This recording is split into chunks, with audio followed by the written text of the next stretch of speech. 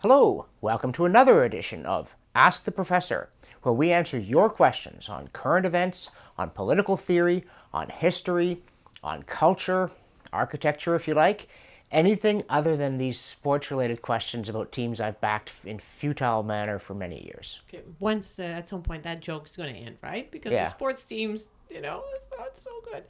Here's a good question for you about history. Do you think that Charles I was a traitor, perhaps by the standard of the Magna Carta? And there's two more bits of that question. That he should have been executed, and that Oliver Cromwell was any improvement. First of all, yes, Charles I was a traitor.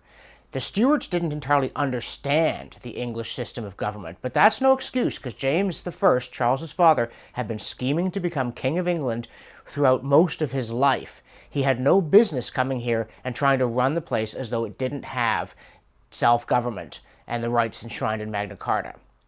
Secondly, did he deserve to be executed?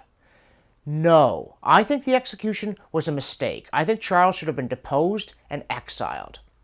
Now, it may be that people were afraid that he would become a rallying point for an attempt to put him back on the throne. People were equally able to rally around his son Charles II, in fact, probably more so because Charles II was a less offensive character than Charles I. But the third question, was Oliver Cromwell an improvement? And yes and no, mostly no. Cromwell was an improvement only because his hold on power was much less firm than that of Charles I. He had so much less legitimacy that he was less of a threat. But in terms of his approach to government, he was actually worse because he was just as intolerant as the king.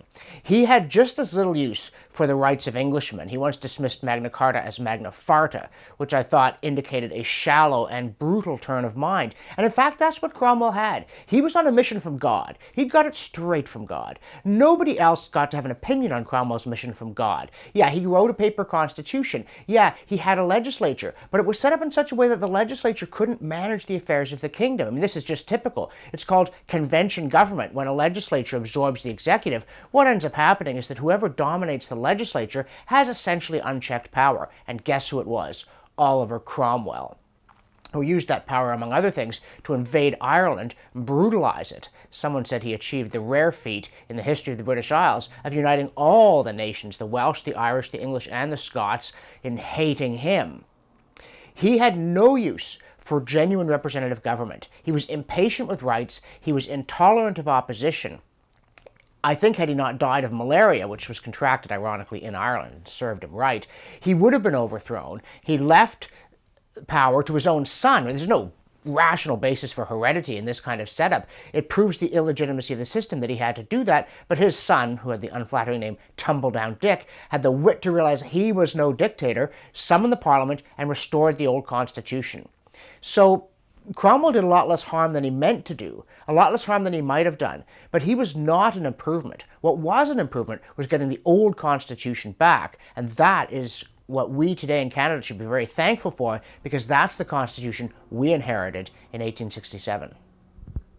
Well, that was nice, short, almost short, and quite thorough. Thanks for that. Folks, if you want to play along, look up on your screen. You see the URL right there for all the information about how you get to ask your questions of the professor. Thanks, and see you later.